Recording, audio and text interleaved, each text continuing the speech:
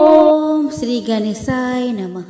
तो प्रेम से बोले सत्यनारायण भगवान की जय। सत्यनारायण भगवान की कथा स्कंद पुराण के रेवा खंड में है।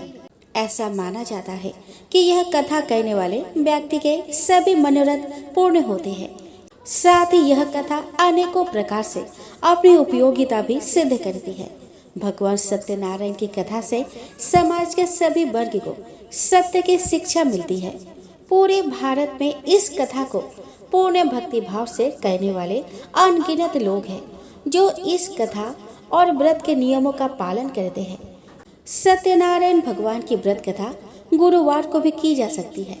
ऐसा माना जाता है कि सत्यनारायण भगवान की कथा भगवान विष्णु के सत्य स्वरूप की कथा है। पंचांग के अनुसार हर पूर्णिमा को सत्यनारायण भगवान की पूजा उपासना की जाती है। इस दिन भगवान श्री हरि विष्णु के नारायण स्वरूप की पूजा की जाती है।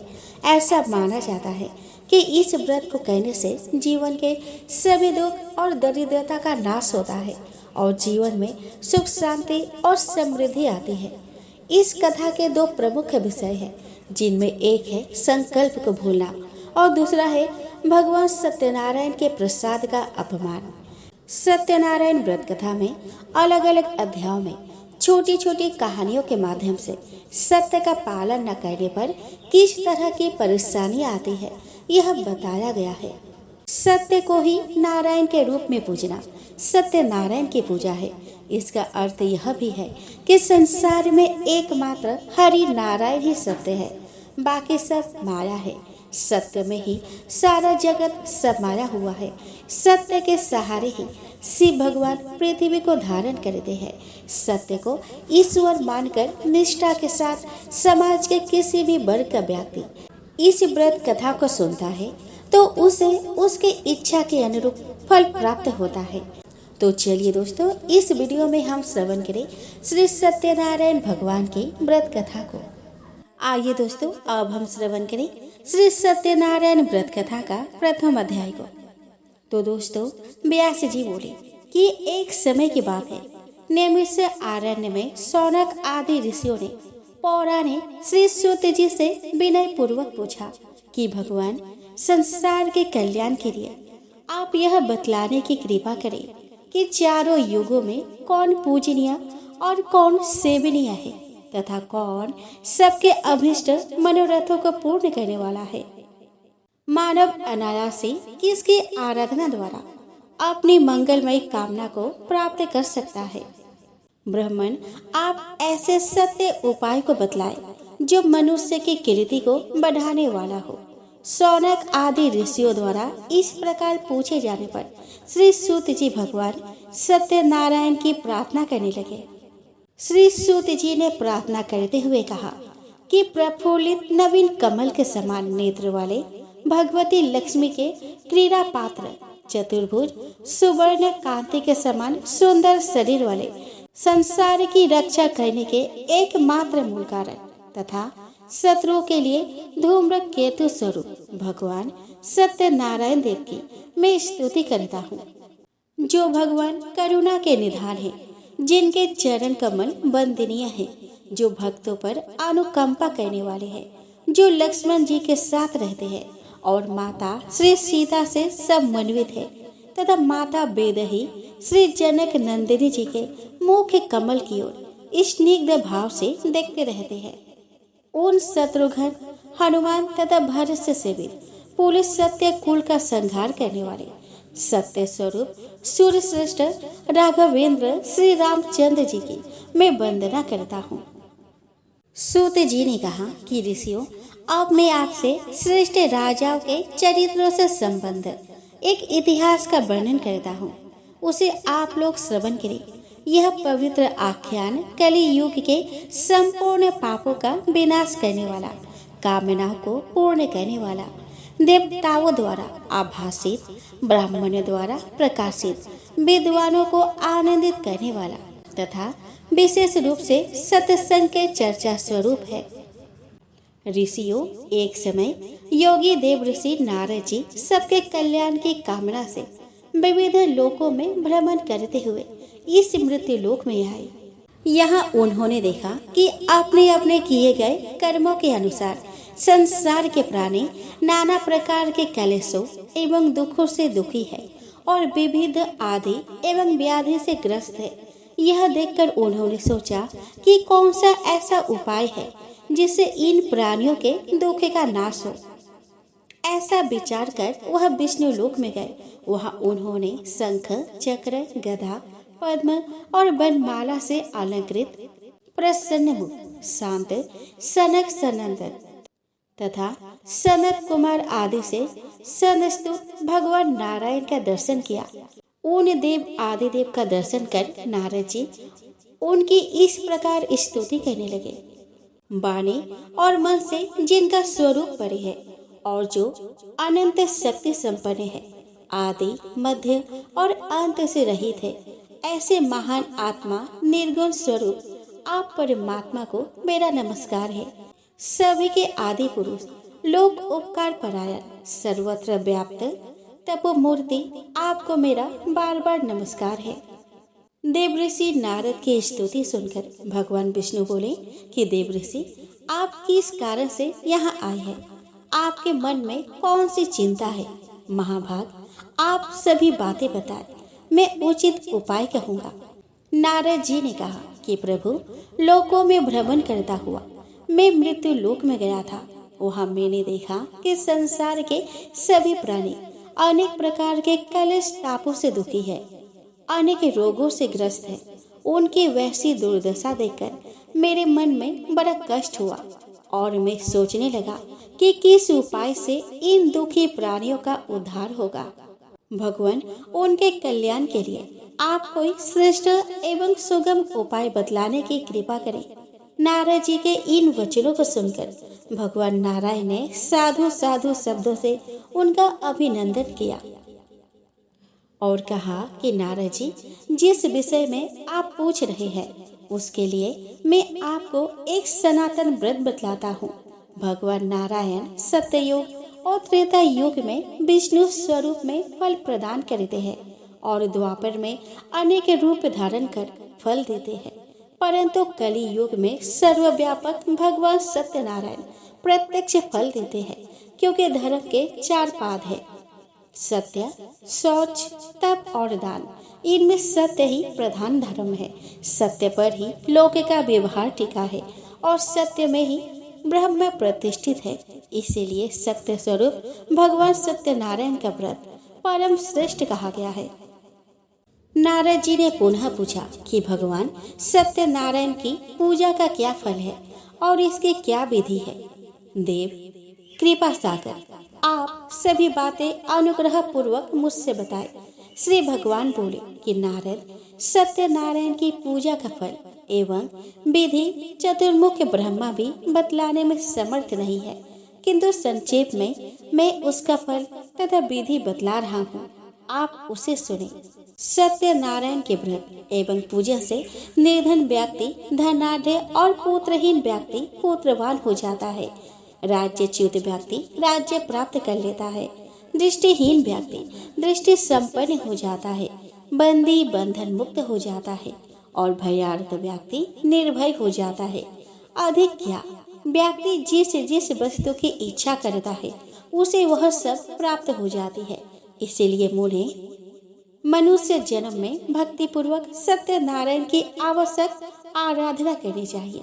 इससे वह अपने अभिलषित वस्तु को निस्संदेह शीघ्र ही प्राप्त कर लेता है। इस सत्यनारायण व्रत के करने वाले व्रती को चाहिए कि वह प्रातः दंत धावन पूर्वक स्नान करे पवित्र हो जाए। हाथ में तुलसी मंजरी को लेकर सत्य में प्रतिष्ठित भगवान श्री हरि का इस प्रकार ध्यान करे। सघन मेघ के समान अत्यंत निर्मल चतुर्भुज अति श्रेष्ठ पीले वस्त्रों को धारण करने वाले प्रसन्न मुख नवीन कमल के समान नेत्र वाले सनक सनंदन आदि से उपसेवित भगवान नारायण का मैं सतत चिंतन करता हूँ। देव, मैं आपके सत्य स्वरूप को धारण कर सायकाल में आपकी पूजा करूँगा। आपके रमणीय चरित्र को सुनकर आपके प्रसाद अर्थात आपकी प्रसन्नता का मैं सेवन करूँगा। इस प्रकार मन में संकल्प कर सायकाल में विधि पूर्वक भगवान सत्यनारायण की पूजा करनी चाहिए। पूजा में 5 कलश रखने चाहिए, कदली स्तंभ और चंदनवार लगाने चाहिए। स्वर्ण मंडित भगवान शालिग्राम को पुरुष सूक्त द्वारा पंचामृत आदि से भली भांति स्नान कराकर चंदन आदि अनेक उपचारों से भक्ति पूर्वक उनकी अर्चना करनी चाहिए। अनंतर भगवान को निम्न मंत्र का उच्चारण करते हुए प्रणाम करना चाहिए। सदैश्चर्य रूप भगवान सत्यदेव को नमस्कार है। मैं आपका सदा ध्यान करता हूँ। आपका धर्म, अर्थ, काम और मोक्ष इस चतुर्विध पुरुषार्थ को प्रदान करने वाले हैं। आपको बार बार नमस्कार है। इस मंत्र का यथाशक्ति जप कर 108 बार हवन करें। उसके दशांश से तर्पण और उसके दशांश से मार्जन कर भगवान की कथा को सुनना चाहिए, जो 6 अध्यायों में उपनिबद्ध है। भगवान की इस कथा में सत्य धर्म की मुख्यता है। कथा श्रवण के अनंतर भगवान के प्रसाद को 4 भागों में विभक्त कर उसे भली भांति वितरण करे। प्रथम भाग आचार्य को दे, द्वितीय भाग अपने कुटुंब को, तृतीय भाग श्रोताओं को और चतुर्थ भाग अपने लिए रखे। तत्पश्चात ब्राह्मणों को भोजन कराए एवं स्वयं भी मौन होकर भोजन करे। देवऋषि इस विधि से सत्यनारायण की पूजा करनी चाहिए। श्रद्धा भक्ति पूर्वक सत्यनारायण की पूजा करने वाला व्रती सभी अभीष्ट कामनाओं को इसी जन्म में प्राप्त कर लेता है। इस जन्म में किए गए पुण्य फल को दूसरे जन्म में भोगा जाता है और दूसरे जन्म में किए गए कर्मों का फल मनुष्य को यहाँ भोगना पड़ता है। श्रद्धा पूर्वक किया गया सत्यनारायण का व्रत सभी कामनाओं को पूर्ण करने वाला है। नारद जी ने कहा कि भगवान आज ही आपकी आज्ञा से भूमंडल में इस सत्यदेव व्रत को मैं प्रतिष्ठित करूंगा। यह कहकर नारद जी तो पृथ्वी पर व्रत का प्रचार करने चले गए और भगवान सत्यनारायण अंतर्ध्यान हो काशीपुरी में चले गए। तो दोस्तों, यहीं पर सत्यनारायण व्रत कथा का पहला अध्याय समाप्त होता है। तो प्रेम से बोले सत्यनारायण भगवान की जय। अब हम श्रवण करें सत्यनारायण व्रत कथा का दूसरे अध्याय को। सूत जी बोले कि ऋषियों, भगवान नारायण ने स्वयं कृपा पूर्वक देवर्षि नारद जी द्वारा जिस प्रकार इस व्रत का प्रचार किया, अब मैं उस कथा को कहता हूँ, आप लोग सुने। लोक प्रसिद्ध काशी नगरी में एक श्रेष्ठ विद्वान ब्राह्मण रहते थे, जो विष्णु व्रत परायण थे। वे गृहस्थ थे, दीन थे तथा स्त्री पुत्रवान थे। वे भिक्षावृत्ति से अपना जीवन यापन करते थे। उनका नाम सतानंद था। एक समय वे भिक्षा मांगने के लिए जा रहे थे। उन विनीत एवं अतिशय शांत सतानंद को मार्ग में एक वृद्ध ब्राह्मण दिखाई दिए, जो साक्षात हरि ही थे। उन वृद्ध ब्राह्मण वेशधारी श्री हरि ने ब्राह्मण सतानंद से पूछा कि द्विश्रेष्ठ, आप किस निमित्त से कहाँ जा रहे हैं? सतानंद बोले कि सौम्य, अपने पुत्र और कलत्रादि आदि के भरण पोषण के लिए धन याचना की कामना से मैं धनिकों के पास जा रहा हूँ। नारायण ने कहा कि द्विज, निर्धनता के कारण आपने दीर्घ काल से भिक्षावृत्ति अपना रखी है। इसके निवृत्ति के लिए सत्यनारायण व्रत कलि युग में सर्वोत्तम उपाय है। इसलिए मेरे कथन के अनुसार आप कमल नेत्र भगवान सत्यनारायण के चरणों की शरण ग्रहण करें। इससे दारिद्र्य, शोक और सभी संतापों का विनाश होता है तथा मोक्ष भी प्राप्त होता है। करुणा मूर्ति भगवान के इन वचनों को सुनकर ब्राह्मण सतानंद ने पूछा कि यह सत्यनारायण कौन है? ब्राह्मण रूपधारी भगवान बोले कि नाना रूप धारण करने वाले, सत्यव्रत, सर्वत्र व्याप्त रहने वाले तथा निरंजन वे देव इस समय विप्र का रूप धारण कर तुम्हारे सामने आए हैं। इस महान दुख रूपी संसार सागर में पड़े हुए प्राणियों को तारने के लिए भगवान के चरण नौका रूप है। जो बुद्धिमान व्यक्ति है वे भगवान की शरण में जाते हैं, किंतु विषयों में व्याप्त विषय बुद्धि वाले व्यक्ति भगवान की शरण में ना जाकर इसी संसार सागर में पड़े रहते हैं। इसलिए द्विज संसार के कल्याण के लिए विविध उपचारों से भगवान सत्यनारायण देव की पूजा आराधना तथा ध्यान करते हुए तुम इस व्रत को प्रकाश में लाओ। विप्र रूपधारी भगवान के ऐसे कहते ही उस ब्राह्मण सतानंद ने मेघों के समान नील वर्ण सुंदर 4 भुजाओं में शंख चक्र गदा तथा पद्म लिए हुए पीतांबर धारण किए हुए नए विकसित कमल के समान नेत्र वाले तथा मंद मंद मधुर मुस्कान वाले वन माला युक्त और भौरों के द्वारा चुंबित चरण कमल वाले पुरुषोत्तम भगवान नारायण के साक्षात दर्शन किए। भगवान की वाणी सुनने और उनका प्रत्यक्ष दर्शन करने से उस विप्र के सभी अंग पुलकित हो उठे, आंखों में प्रेमाश्रु भर आए। उसने भूमि पर गिरकर भगवान को साष्टांग प्रणाम किया और गदगद वाणी से वह उनकी इस प्रकार स्तुति करने लगा कि संसार के स्वामी जगत के कारण के भी कारण अनाथों के नाथ कल्याण मंगल को देने वाले शरण देने वाले पुण्य रूप पवित्र अव्यक्त तथा व्यक्त होने वाले और आदि भौतिक आदि देवी और आध्यात्मिक तीनों प्रकार के तापों का समूल उच्छेद करने वाले भगवान सत्यनारायण को मैं प्रणाम करता हूँ। इस संसार के रचयिता सत्यनारायण देव को नमस्कार है। विश्व के भरण पोषण करने वाले शुद्ध सत्व स्वरूप को नमस्कार है और विश्व का विनाश करने वाले कराल महाकाल स्वरूप को नमस्कार है। संपूर्ण संसार का मंगल करने वाले आत्म मूर्ति स्वरूप हे भगवान आपको नमस्कार है। आज मैं धन्य हो गया, पुण्यवान हो गया। आज मेरा जन्म लेना सफल हो गया, जो कि मन बारी से अगम अगोचर आपका मुझे प्रत्यक्ष दर्शन हुआ। मैं अपने भाग्य की क्या सराहना करूं। न जाने मेरे किस पुण्य कर्म का यह फल था जो मुझे आपके दर्शन हुए। प्रभु आपने क्रियाहीन इस मंद बुद्धि के शरीर को सफल कर दिया। लोकनाथ रमापति किस विधि से भगवान सत्यनारायण का पूजन करना चाहिए? विभो कृपा कर उसे भी आप बताएं।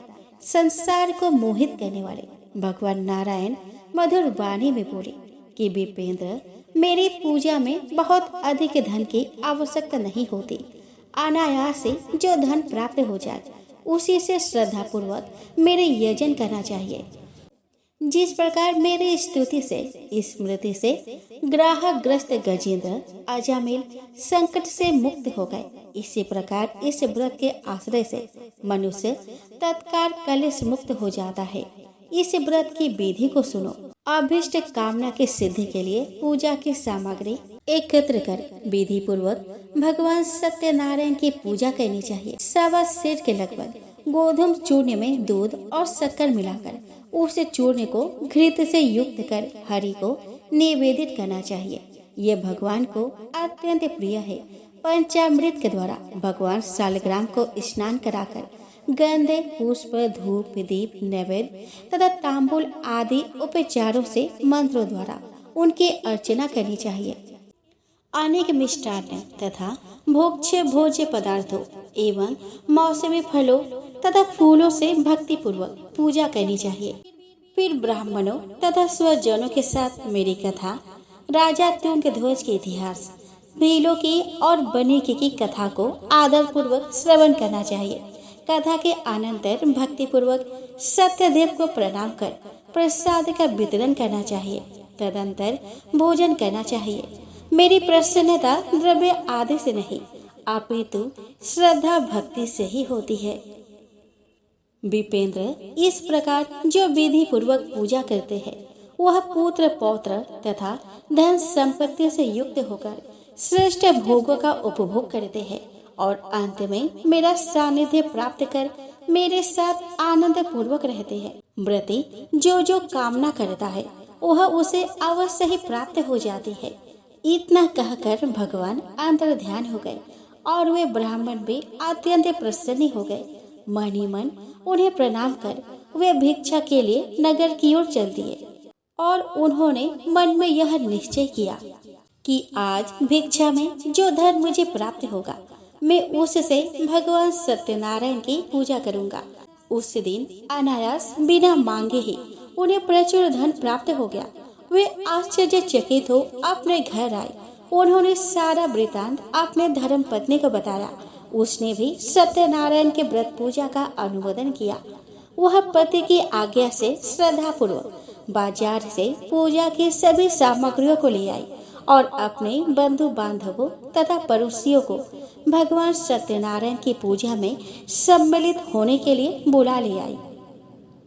अनंतर सतानंद ने भक्तिपूर्वक भगवान की पूजा की।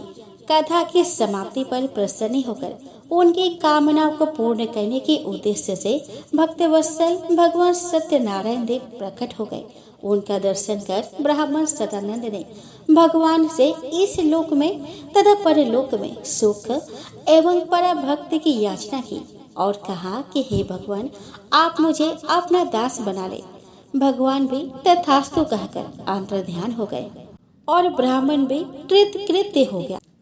वे सभी भगवान को दंडवत प्रणाम कर आदर पूर्वक प्रसाद ग्रहण कर यह ब्राह्मण धन्य है, धन्य है, इस प्रकार कहते हुए अपने अपने घर चले गए। तभी से लोक में यह प्रचार हो गया कि भगवान सत्यनारायण का व्रत अभीष्ट कामनाओं की सिद्धि प्रदान करने वाला, कलेश नाशक और भोग्य मोक्ष को प्रदान करने वाला है। इति सत्यनारायण व्रत का द्वितीय अध्याय का समापन होता है। तो प्रेम से बोले सत्यनारायण भगवान की जय। अब हम श्रवण करेंगे सत्यनारायण व्रत कथा का तृतीय अध्याय को। सूत जी बोले कि ऋषियों, प्राचीन काल में केदार खंड के मणिपूरक नामक नगर में चंद्रचूड़ नामक एक धार्मिक तथा प्रजावत्सल राजा रहते थे। वे अत्यंत शांत स्वभाव, मृदुभाषी, धीर प्रकृति तथा भगवान नारायण के भक्त थे। विंध्य देश के मलिचगण उनके शत्रु हो गए। उस राजा का उन मलिचों से अस्त्र शस्त्रों द्वारा भयानक युद्ध हुआ। उस युद्ध में राजा चंद्रचूड़ की विशाल चतुरंगिनी सेना अधिक नष्ट हो गई, किंतु कूट युद्ध में निपुण मलेच्छों की सेना की क्षति बहुत कम हुई। युद्ध में दंभी मलेच्छों से परास्त होकर राजा चंद्रचूड़ अपना राष्ट्र छोड़कर अकेले ही वन में चले गए। तीर्थाटन के बहाने इधर उधर घूमते हुए वे काशीपुरी में पहुँचे। वहाँ उन्होंने देखा कि घर घर सत्यनारायण की पूजा हो रही है और यह काशी नगरी द्वारका के समान ही भव्य एवं समृद्धिशाली हो गई है। वहाँ की समृद्धि देखकर चंद्रचूड़ विस्मित हो गए और उन्होंने सतानंद ब्राह्मण के द्वारा की गई सत्यनारायण पूजा की प्रसिद्धि भी सुनी, जिसके अनुसरण से सभी शील एवं धर्म से समृद्ध हो गए थे। राजा चंद्रचूड़ भगवान सत्यनारायण की पूजा करने वाले ब्राह्मण सतानंद के पास गए। उनके चरणों पर गिरकर उनसे सत्यनारायण पूजा की विधि पूछी तथा अपने राज्य भ्रष्ट होने की कथा भी बतलाई और कहा कि ब्राह्मण लक्ष्मीपति भगवान जनार्दन जिस व्रत से प्रसन्न होते हैं, पाप के नाश करने वाले, उस व्रत को बतलाकर आप मेरा उद्धार करें। सतानंद ने कहा कि राजन, श्रीपति भगवान को प्रसन्न करने वाला सत्यनारायण नामक एक श्रेष्ठ व्रत है, जो समस्त दुख शोक आदि का शामक, धन धान्य का प्रवर्धक, सौभाग्य और संतति का प्रदाता और सर्वत्र विजय प्रदायक है।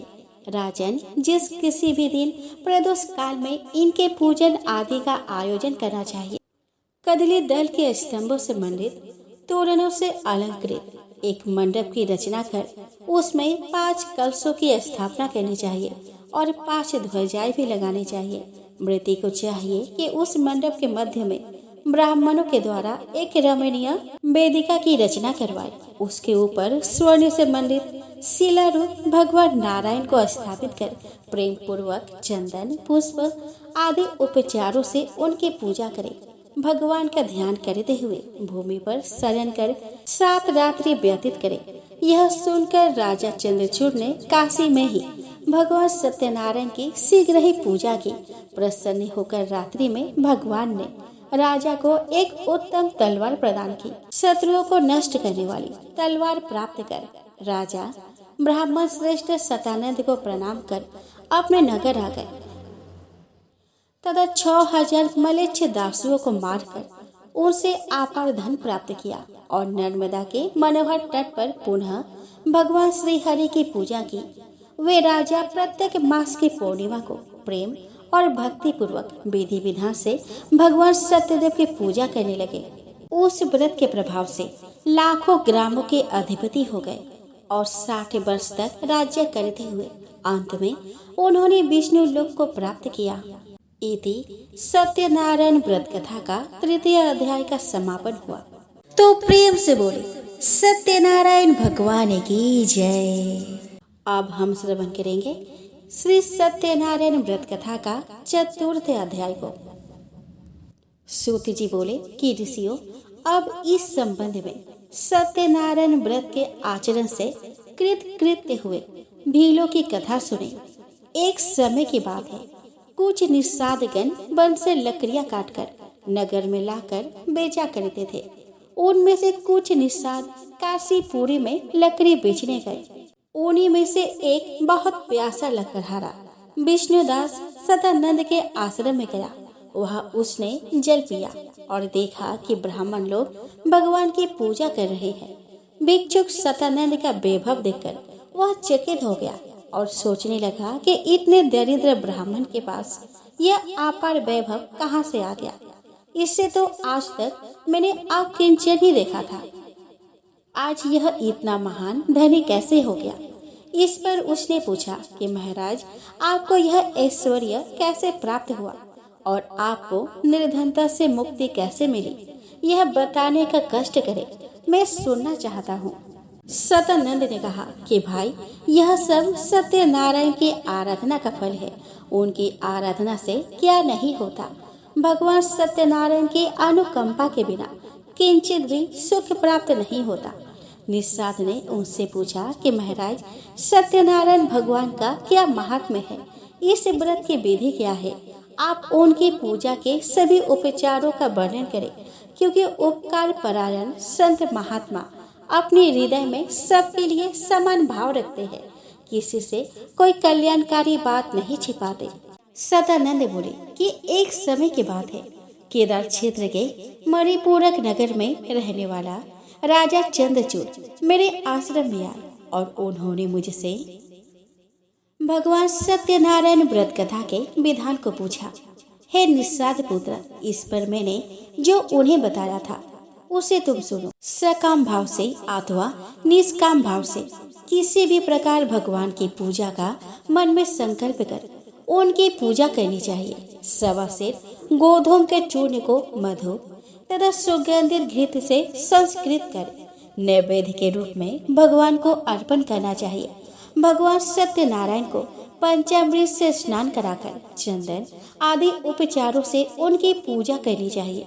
पायस, अपूप, संयाप, दधि, दुग्ध, ऋतुफल, पुष्प, धूप, दीप तथा नैवेद्य आदि से भक्ति पूर्वक भगवान की पूजा करनी चाहिए। यदि वैभव रहे तो और अधिक उत्साह एवं समारोह से पूजा करनी चाहिए। भगवान भक्ति से जितना प्रसन्न होते हैं उतना विपुल द्रव्यों से प्रसन्न नहीं होते। भगवान संपूर्ण विश्व के स्वामी एवं आप्त काम है। उन्हें किसी वस्तु की आवश्यकता नहीं, केवल भक्तों के द्वारा श्रद्धा से अर्पित की हुई वस्तु को वे ग्रहण करते हैं। इसीलिए दुर्योधन के द्वारा की जाने वाली राज पूजा को छोड़कर भगवान ने विदुर के आश्रम में आकर शाक भाजी और पूजा को ग्रहण किया। सुदामा के टंडुल कर्ण को स्वीकार कर भगवान ने उन्हें मनुष्य के लिए सर्वथा दुर्लभ संपत्तियां प्रदान कर दी। भगवान केवल प्रीति पूर्वक भक्ति की ही अपेक्षा करते हैं। गोप, गृहधर, बड़े, व्याध, हनुमान, विभीषण के अतिरिक्त अन्य वृतासुर आदि दैत्य भी नारायण के सानिध्य को प्राप्त कर उनके अनुग्रह से आज भी आनंद पूर्वक रह रहे हैं। निषाद पुत्र, मेरी बात सुनकर उस राजा चंद्रचूड़ ने पूजा सामग्रियों को एकत्रित कर आदर पूर्वक भगवान की पूजा की फलस्वरूप वे अपना नष्ट हुआ द्रव्य प्राप्त कर आज भी आनंदित हो रहे हैं। इसीलिए तुम भी भक्ति से सत्यनारायण की उपासना करो।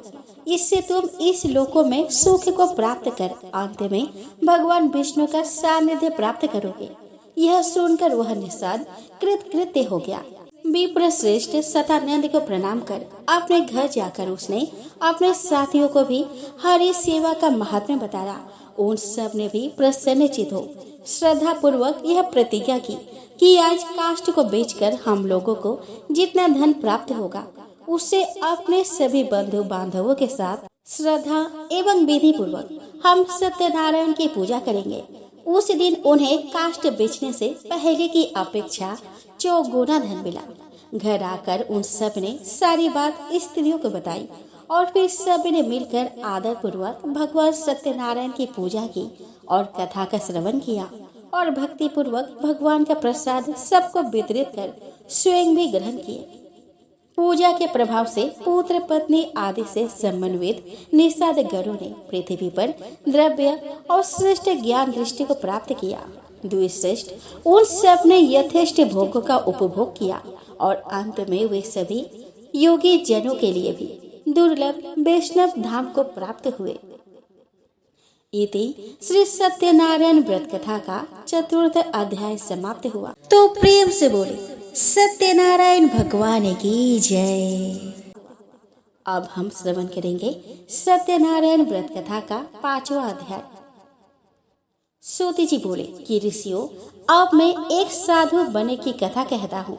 एक बार भगवान सत्यनारायण का भक्त मणिपूरक नगर का स्वामी महायजस्वी राजा चंद्रचूड़ अपने प्रजाओं के साथ व्रत पूर्वक सत्यनारायण भगवान का पूजन कर रहा था। उसी समय रत्नपुर निवासी महाधनी साधु बने अपने नौका को धन से परिपूर्ण कर नदी तट से यात्रा करता हुआ वहां पे आ पहुंचा। वहां उसने अनेक ग्रामवासियों सहित मणि मुक्ता से निर्मित तथा श्रेष्ठ बीतना आदि से विभूषित पूजन मंडप को देखा। गीत वाद्य आदि की ध्वनि तथा वेद ध्वनि भी वहां उसे सुनाई पड़ी। उस रम्य स्थान को देखकर साधु बनिक ने अपने नाविकों को आदेश दिया कि यहाँ पर नौका रोक दो, मैं यहाँ के आयोजन को देखना चाहता हूँ। इस पर नाविकों ने वैसा ही किया। नाव से उतरकर उस बनिक ने लोगों से जानकारी प्राप्त की और वह सत्यनारायण भगवान की कथा मंडप में गया तथा वहाँ उसने उन सभी से पूछा कि महाशय, आप लोग यह कौन सा पुण्य कार्य कर रहे हैं। इस पर उन लोगों ने कहा कि हम लोग अपने मानवीय राजा के साथ भगवान सत्यनारायण की पूजा कथा का आयोजन कर रहे हैं। इसी व्रत के अनुष्ठान से इन्हें निष्कंटक राज्य प्राप्त हुआ है। भगवान सत्यनारायण की पूजा से धन के कामना वाला द्रव्य लाभ, पुत्र की कामना वाला उत्तम पुत्र और ज्ञान की कामना वाला ज्ञान दृष्टि प्राप्त करता है और भयातुर मनुष्य सर्वदा निर्भय हो जाता है। इनकी पूजा से मनुष्य अपने सभी कामनाओं को प्राप्त कर लेता है।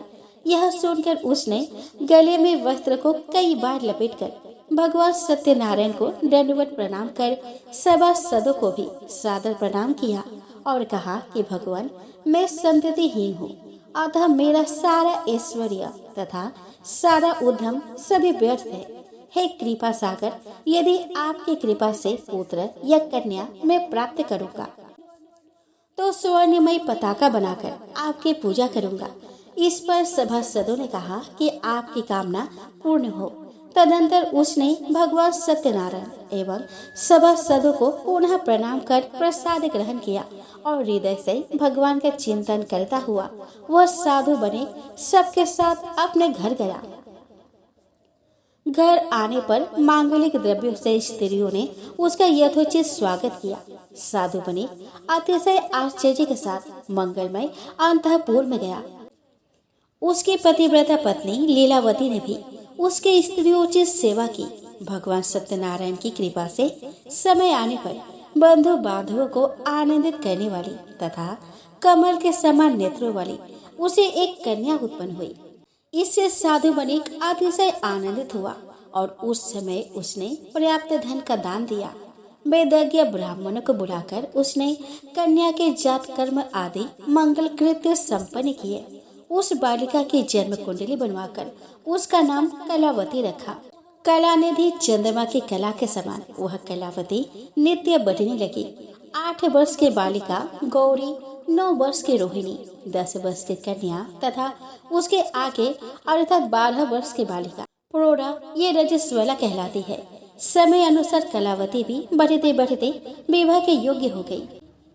उसके पिता कलावती को विवाह योग्य जानकर उसके संबंध की चिंता करने लगे। कंचनपुर नगर में एक संख्यपति नामक बणिक रहता था। वह कुलीन, रूपवान, संपत्तिशाली, शील और उदारता आदि गुणों से संपन्न था। अपने पुत्री के योग्य उस वर को देखकर साधु बणिक ने संख्यपति का वरण कर लिया और शुभ लग्न में अनेक मांगलिक उपचारों के साथ अग्नि के सानिध्य में वेद, वाद्य आदि ध्वनियों के साथ यथाविधि कन्या उसे प्रदान कर दी। साथ ही मणि, मोती, मूंगा, वस्त्र, आभूषण आदि भी उस साधु बणिक ने मंगल के लिए अपने पुत्री एवं जमाता को प्रदान किए। साधु बणिक अपने दामाद को अपने घर में रखकर उसे पुत्र के समान मानता था और वह भी पिता के समान साधु बणिक का आदर करता था। इस प्रकार बहुत समय बीत गया। साधु बणिक ने भगवान सत्यनारायण की पूजा करने का पहले यह संकल्प लिया था कि संतान प्राप्त होने पर मैं भगवान सत्यनारायण की पूजा करूंगा, पर वह इस बात को भूल ही गया था। उसने पूजा नहीं की। कुछ दिनों बाद वह अपने जमाता के साथ व्यापार के निमित्त सुदूर नर्मदा के दक्षिण तट पर गया और वहां व्यापार निरत होकर बहुत दिनों तक ठहरा रहा। पर वहां भी उसने सत्यदेव के किसी प्रकार की भी उपासना नहीं की और परिणाम स्वरूप भगवान के प्रकोप का भजन बनकर वह अनेक संकटों से ग्रस्त हो गया। एक समय कुछ चोरों ने एक निस्तब्ध रात्रि में वहां के राजमहल से बहुत सा द्रव्य और मोती का माला को चुरा लिया। राजा ने चोरी की बात ज्ञात होने पर अपने राज पुरुषों को बुलाकर बहुत फटकारा और कहा कि यदि तुम लोगों ने चोरों को पता लगाकर सारा धन यहाँ 2 दिन में उपस्थित नहीं किया तो तुम्हारी असावधानी के लिए तुम्हें मृत्यु दंड दिया जाएगा। इस पर राजपुरुषों ने सर्वत्र व्यापक छानबीन की, परंतु बहुत प्रयत्न करने पर भी वे उन चोरों का पता नहीं लगा सके। फिर वे सभी एकत्रित होकर विचार करने लगे कि यह बड़े कष्ट की बात है। चोर तो मिला नहीं, धन भी नहीं मिला। अब राजा हम लोगों को परिवार के साथ मार डालेगा। मरने पर भी हमें प्रेत योनि प्राप्त होगी। इसीलिए आप तो यही श्रेयस्कर है कि हम लोग पवित्र नर्मदा नदी में डूबकर मर जाए, क्योंकि नर्मदा के प्रभाव से हमें शिवलोक की प्राप्ति होगी। वे सभी राजपुरुष आपस में ऐसा निश्चय कर नर्मदा नदी के तट पर गए। वहां उन्होंने उस साधु बणिक को देखा और उसके कंठ में मोती की माला भी देखी। उन्होंने उस साधु बणिक को ही चोर समझ लिया और वे सभी प्रसन्न होकर उन दोनों को धन सहित पकड़कर राजा के पास ले आए। भगवान सत्यनारायण भी पूजा करने में असत्य का आश्रय लेने के कारण बणिक के प्रतिकूल हो गए थे। इसी कारण राजा ने भी विचार किए बिना ही अपने सेवकों को आदेश दे दिया कि इनकी सारी संपत्ति जब्त कर खजाने में जमा कर दो और इन्हें हथकड़ी लगाकर जेल में डाल दो। सेवकों ने राज आज्ञा का पालन किया। बणिक की बातों पर किसी ने कुछ भी ध्यान नहीं दिया। अपने जमाता के साथ वह बणिक अत्यंत दुखित हुआ और विलाप करने लगा कि हाँ पुत्र, मेरा धन अब कहाँ चला गया, मेरी पुत्री और पत्नी कहाँ है। विधाता की प्रतिकूलता तो देखो, हम दुख सागर में निमग्न हो गए।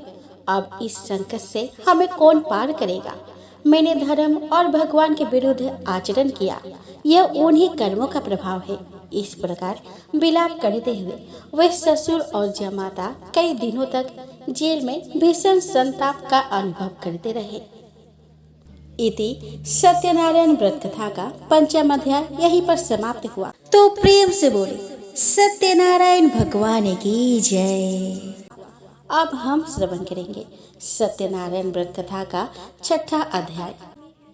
सूत जी ने कहा कि ऋषियों, आध्यात्मिक, आधिदैविक और आदि भौतिक, इन तीनों तपों को हरण करने वाले भगवान विष्णु के मंगलमय चरित्र को जो सुनते हैं वे सदा हरि के धाम में निवास करते हैं, किंतु जो भगवान का आश्रय नहीं ग्रहण करते उन्हें विस्मृत कर देते हैं, उन्हें कष्टमय नरक प्राप्त होता है। भगवान विष्णु की पत्नी का नाम कमला यानी कि लक्ष्मी है। इनके 4 पुत्र हैं, धर्म, यज्ञ, राजा और चोर। यह सभी लक्ष्मी प्रिय है, अर्थात ये लक्ष्मी की इच्छा करते हैं। ब्राह्मणों और अतिथियों को जो दान दिया जाता है वह धर्म कहा जाता है। इसके लिए धन की आवश्यकता है। स्वाहा और स्वधा के द्वारा जो देव यज्ञ और पितृ यज्ञ किया जाता है वह यज्ञ कहा जाता है। उसमें भी धन की अपेक्षा होती है।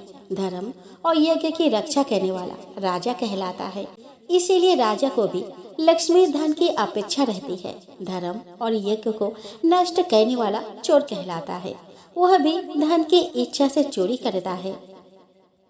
इसीलिए ये चारों किसी न किसी रूप से लक्ष्मी के किंकर है, परंतु जहाँ सत्य रहता है वही धर्म रहता है और वही लक्ष्मी भी स्थिर रूप से रहती है।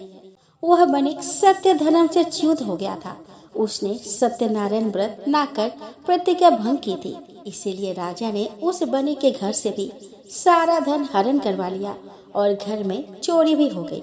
बेचारी उसकी पत्नी लीलावती एवं पुत्री कलावती के साथ अपने वस्त्र, आभूषण तथा मकान बेचकर जैसे तैसे जीवन यापन करने लगी। एक दिन उसकी कन्या कलावती भूख से व्याकुल होकर किसी ब्राह्मण के घर गई और वहां उसने ब्राह्मण को भगवान सत्यनारायण की पूजा करते हुए देखा। जगन्नाथ सत्यदेव की प्रार्थना करते हुए देखकर उसने भी भगवान से प्रार्थना की कि हे सत्यनारायण देव, मेरे पिता और पति यदि घर पर आ जाएंगे तो मैं भी आपकी पूजा करूंगी। उसकी बात सुनकर ब्राह्मणों ने कहा कि ऐसा ही होगा। इस प्रकार ब्राह्मणों से आश्वासन युक्त आशीर्वाद प्राप्त कर वह अपने घर वापस आ गई। रात्रि में देर से लौटने के कारण माता ने उससे डांटते हुए पूछा कि बेटी, इतनी रात तक तुम कहाँ रही? इस पर उसने उसे प्रसाद देते हुए सत्यनारायण पूजा का वृतांत को बताया और कहा कि माँ, मैंने वहाँ सुना कि भगवान सत्यनारायण कलयुग में प्रत्यक्ष फल देने वाले हैं। उनकी पूजा मनुष्यगण सदा करते हैं। माँ, मैं भी उनकी पूजा करना चाहती हूँ। तुम मुझे आज्ञा प्रदान करो। मेरे पिता और स्वामी अपने घर आ जाए, यही मेरी कामना है। रात में ऐसा मन में निश्चय कर प्रातः वह कलावती सीलपाल नामक एक बनी के घर पर धन प्राप्त करने की इच्छा से गई और उसने कहा कि बंधु, थोड़ा धन दे जिससे मैं भगवान सत्यनारायण के व्रत कर सकूं। यह सुनकर सीलपाल ने उसे 5 अशर्फी दी और कहा कि कलावती, तुम्हारे पिता का कुछ ऋण शेष था, मैं उन्हें ही वापस कर रहा हूँ। इसे देखकर आज में वो ऋण हो गया। यह कहकर सीलपाल गया तीर्थ में श्राद्ध करने चला गया। कन्या ने अपने माँ लीलावती के साथ उस द्रव्य से कल्याणप्रद सत्यनारायण व्रत का श्रद्धा भक्ति से विधि पूर्वक अनुष्ठान किया। इससे सत्यनारायण भगवान संतुष्ट हो गए। उधर नर्मदा तटवासी राजा अपने राजमहल में सो रहा था।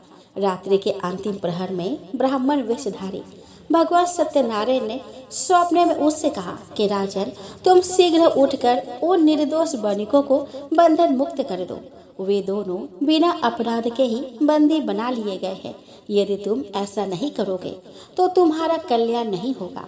इतना कहकर वे अंतर्निहित हो गए। राजा निद्रा से सहसा जाग उठा। वह परमात्मा का स्मरण करने लगा। प्रातः काल राजा अपने सभा में आया और उसने अपने मंत्री से देखे गए स्वप्न का फल पूछा। महामंत्री ने भी राजा से कहा कि राजन, बड़े आश्चर्य की बात है कि मुझे भी आज ऐसा ही स्वप्न दिखलाई पड़ा। अतः उस बड़ी और उसके जामाता को बुलाकर भली भांति पूछताछ कर लेनी चाहिए। राजा ने उन दोनों को बंदी गृह से बुलवाया और पूछा कि तुम दोनों कहाँ रहते हो और तुम कौन हो। इस पर साधु बनिक ने कहा कि राजन, मैं रत्नपुर का निवासी एक बनिक हूँ। मैं व्यापार करने के लिए यहाँ आया था, पर देववश आपके सेवकों ने हमें चोर समझकर पकड़ लिया। साथ में यह मेरा जमाता है। बिना अपराध के ही हमें मणि मुक्ता की चोरी लगी है। राजेंद्र, हम दोनों चोर नहीं है, आप भली भांति विचार कर ले। उसकी बातें सुनकर राजा को बड़ा पश्चाताप हुआ। उन्होंने उन्हें बंधन मुक्त कर दिया। उनके अनेक प्रकार से उन्हें अलंकृत कर भोजन कराया, वस्त्र आभूषण आदि देकर उनका सम्मान किया। साधु बनिक ने कहा कि राजन, मैंने कारागार में अनेक कष्ट भोगे हैं। अब मैं अपने नगर जाना चाहता हूँ, आप मुझे आज्ञा दें। इस पर राजा ने अपने कोषाध्यक्ष के माध्यम से साधु बनिक की नौका रत्नों आदि से परिपूर्ण करवा दी। फिर वह साधु बनिक अपने जमाता के साथ राजा द्वारा सम्मानित हो 2 गौरी धन लेकर रत्नपुर की ओर चला। साधु बनिक ने अपने नगर के लिए प्रस्थान किया, पर भगवान सत्यनारायण का पूजन वह उस समय भी भूल गया। भगवान सत्यदेव ने जो कलियुग में तत्काल फल देते हैं, पुनः तपस्वी का रूप धारण कर वहां आकर उससे पूछा कि साधु, तुम्हारी इस नौका में क्या है। इस पर साधु बनिक ने उत्तर दिया कि आपको देने के लिए कुछ भी धन मेरे पास नहीं है। नाव में केवल कुछ लताओं के पत्ते भरे पड़े हैं। साधु बनिक के ऐसा कहने पर तपस्वी ने कहा कि ऐसा ही होगा। इतना कहकर तपस्वी अंतर्ध्यान हो गए। उनके ऐसा कहते ही नौका में धन के बदले केवल पत्ते ही दिखने लगे। यह सब देखकर साधु अत्यंत चकित एवं चिंतित हो गया। उसे मूर्छा सी आ गई। वह अनेक प्रकार से विलाप करने लगा। वज्रपात होने के समान वह स्तब्ध होकर सोचने लगा कि मैं अब क्या करूं, कहाँ जाऊं, मेरा धन कहाँ चला गया। जब माता के समझाने बुझाने पर उसे तपस्वी का श्राप समझकर वह पुनः उन्हीं तपस्वी के शरण में गया और गले में कपड़ा लपेटकर उन तपस्वी को प्रणाम कर कहा कि महाभाग, आप कौन है? कोई गंधर्व है या देवता है अथवा साक्षात परमात्मा है? प्रभु, मैं आपकी महिमा को लेस मात्र भी नहीं जानता। आप मेरे अपराधों को क्षमा कर दे और मेरी नौका के धन को पुनः पूर्ववत कर दे। इस पर तपस्वी रूप भगवान सत्यनारायण ने कहा कि तुमने चंद्रचूड़ राजा के सत्यनारायण के मंडप में संतति के प्राप्त होने पर भगवान सत्यदेव की पूजा करूंगा ऐसा प्रतिज्ञा की थी। तुम्हें कन्या प्राप्त हुई, उसका विवाह भी तुमने किया, व्यापार से धन भी प्राप्त किया, बंदी गृह से तुम मुक्त भी हो गए, पर तुमने भगवान सत्यनारायण की पूजा कभी नहीं की। इससे मिथ्या भाषण, प्रतिज्ञा लोभ और देवता की अवज्ञा आदि अनेक दोष हुए। तुम भगवान का स्मरण तक भी नहीं करते। इसी कारण हे मूढ़, तुम कष्ट भोग रहे हो। सत्यनारायण भगवान सर्वव्यापी है, वे सभी फलों को देने वाले हैं। उनका अनादर कर तुम कैसे सुख प्राप्त कर सकते हो? तुम भगवान को याद करो, उनका स्मरण करो। इस पर साधु बनिक को भगवान सत्यनारायण का स्मरण हुआ। वह पश्चाताप करने लगा। उसके देखते ही देखते वहाँ वे तपस्वी भगवान सत्यनारायण रूप में परिवर्तित हो गए। तब वह उनके इस प्रकार स्तुति करने लगे। सत्य स्वरूप, सत्य संध, सत्यनारायण भगवान हरि को नमस्कार है। जिस सत्य से जगत की प्रतिष्ठा है, उस सत्य स्वरूप आपको बार बार नमस्कार है। भगवान, आपकी माया से मोहित होने के कारण मनुष्य आपके स्वरूप को नहीं जान पाता और इस दुख रूपी संसार समुद्र को सुख मानकर उसी में लिप्त रहता है। धन के गर्व से मैं मूढ़ होकर मदांधकार से कर्तव्य और अकर्तव्य की दृष्टि से शून्य हो गया। मैं अपने कल्याण को भी नहीं समझ पा रहा हूँ। मेरे दो रातमय भाव के लिए आप क्षमा करें। हे तपोनिधे, आपको नमस्कार है। कृपा सागर, आप मुझे अपने चरणों का दास बना ले, जिससे मुझे आपके चरण कमलों का नित्य स्मरण होते रहे। इस प्रकार स्तुति कर उस साधु बनिक ने 1,00,000 मुद्रा से पुरोहित के द्वारा घर आकर सत्यनारायण की पूजा करने के लिए प्रतिज्ञा की। इस पर भगवान ने प्रसन्न होकर कहा कि वत्स, तुम्हारी इच्छा पूर्ण होगी। तुम पुत्र पौत्र से समन्वित होकर श्रेष्ठ भोगों को भोग कर मेरे सत्य लोक को प्राप्त करोगे और मेरे साथ आनंद प्राप्त करोगे। यह कहकर भगवान सत्यनारायण अंतर्निहित हो गए और साधु ने पुनः अपनी यात्रा प्रारंभ की। सत्यदेव भगवान से रक्षित हो वह साधु बने। एक सप्ताह में नगर के समीप पहुंच गया और उसने अपने आगमन का समाचार देने के लिए घर पर दूत भेजा। दूत ने घर आकर साधु बने की स्त्री लीलावती से कहा कि जयमाता के साथ सफल मनोरथ साधु बने आ रहे हैं। वह साध्वी लीलावती कन्या के साथ सत्यनारायण भगवान की पूजा कर रही थी। पति के आगमन को सुनकर उसने पूजा वहीं पर छोड़ दी और पूजा का शेष दायित्व तो अपने पुत्री को सौंपकर वह शीघ्रता से नौका के समीप चली गई। इधर कलावती भी अपने सखियों के साथ सत्यनारायण की जैसे तैसे पूजा समाप्त कर बिना प्रसाद लिए ही नौका की ओर चली गई। भगवान सत्यनारायण के प्रसाद के अपमान से जब माता सहित साधु बने की नौका जल के मध्य अलक्षित हो गई। यह देखकर सभी दुख में निमग्न हो गए। साधु बनिक भी मूर्छित हो गया। कलावती भी यह देखकर मूर्छित हो पृथ्वी पर गिर पड़ी और उसका सारा शरीर आंसुओं से भीग गया। वह हवा के बेग से हिलते हुए केले के पत्ते के समान कांपने लगी। हा नाथ, हा कांत कहकर विलाप करने लगी और कहने लगी कि हे विधाता, आपने मुझे पति से वियुक्त कर मेरी आशा तोड़ दी। पति के बिना स्त्री का जीवन अधूरा और निष्फल है। कलावती आर्त स्वर में भगवान सत्यनारायण से बोली कि हे सत्य सिंधु, हे भगवान सत्यनारायण, मैं अपने पति के वियोग में जेल में डूबने वाली हूँ। आप मेरे अपराधों को क्षमा करें, पति को प्रकट कर मेरे प्राणों की रक्षा करें। इस प्रकार जब वह अपने पति के पादुकाओं को लेकर जेल में प्रवेश करने वाली ही थी कि उसी समय आकाशवाणी हुई कि हे साधु, तुम्हारी पुत्री ने मेरे प्रसाद का अपमान किया है। यदि वह पुनः घर जाकर श्रद्धा पूर्वक प्रसाद को ग्रहण कर ले तो उसका पति नौका सहित यह अवश्य दिखेगा। चिंता मत करो। इस पर आश्चर्यचकित हो कलावती ने वैसा ही किया और उसे उसका पति पुनः अपने नौका सहित दिखने लगा। फिर क्या था, सभी परस्पर आनंद से मिले और घर आकर साधु बनिक ने 1,00,000 मुद्राओं से बड़े समारोह पूर्वक भगवान सत्यदेव की पूजा की और आनंद से रहने लगा। पुनः कभी भगवान सत्यदेव की उपेक्षा नहीं की। उस व्रत के प्रभाव से पुत्र पौत्र समन्वित अनेक भोगों का उपभोग करते हुए सभी स्वर्ग लोक चले गए। इस इतिहास को जो मनुष्य भक्ति पूर्वक सुनता है वह भी विष्णु को अत्यंत प्रिय हो जाता है, अपनी मनोकामना की सिद्धि प्राप्त कर लेता है। सूत जी बोले कि ऋषि करो, मैंने सभी व्रतों में श्रेष्ठ इस सत्यनारायण व्रत को कहा। ब्राह्मण के मुख से निकला हुआ यह व्रत कलिकाल में अतिशय पुण्यप्रद है। इति श्री सत्यनारायण व्रत कथा का 6वां अध्याय यहीं पर समाप्त होता है। तो प्रेम से बोले सत्यनारायण भगवान की जय।